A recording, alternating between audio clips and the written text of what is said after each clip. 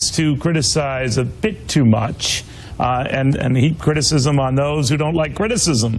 Doesn't seem that he likes criticism. What do you think? Well, he clearly does not like it. He's very thin-skinned himself, but that seems to be the modus operandi for many of the heads in the Democratic Party.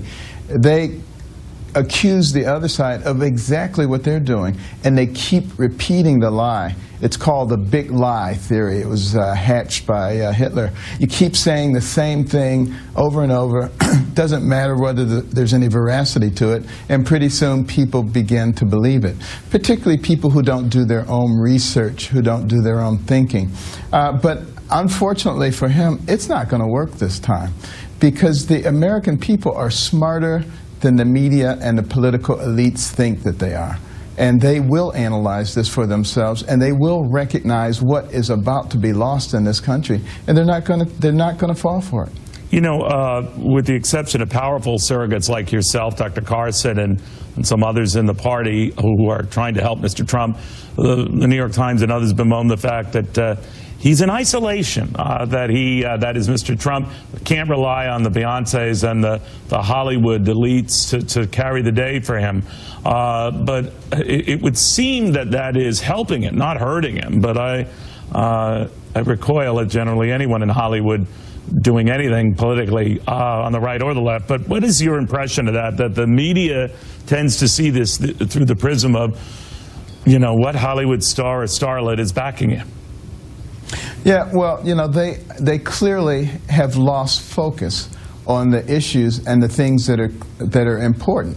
And as I've said before, you know, there are three harbingers for the downfall of a great nation: taking your eye off the prize, that is, being distracted by these things like Hollywood and sports stars, who all of a sudden for them have become great political intellectuals.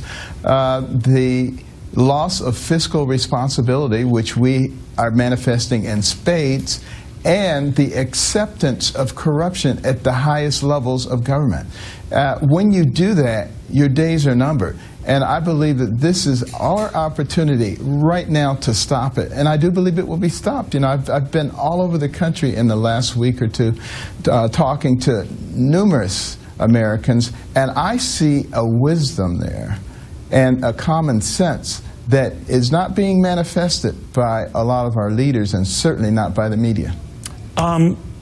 You're a brilliant doctor. People, you know, they know the doctor in front of your name, but I mean like scary smart neurosurgeon.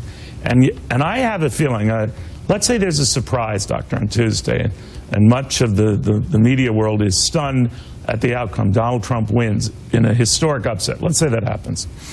Medically, people go through massive palpitations with something like that. How would you help them through it?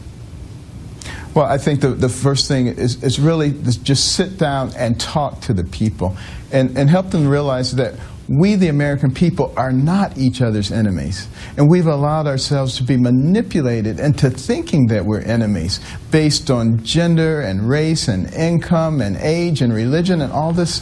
This is not true at all. They need someone to sit down and explain that to them, and then explain how we're going to resolve our issues. But is there medication, doctor? Is there medication? You could still dispense prescriptions, right? I mean, you wouldn't do them for me when you're last here, but that's fine. But you can help them. There is a medication. Give them Xanax or something to deal with that, or? You know, what they need is a good dose of God and faith and the things that made America exceptional and a great nation. And remember that our rights come not from the government, but from our Creator, as our Declaration of Independence very specifically states. Dr. Carson, thank you very, very much. All right.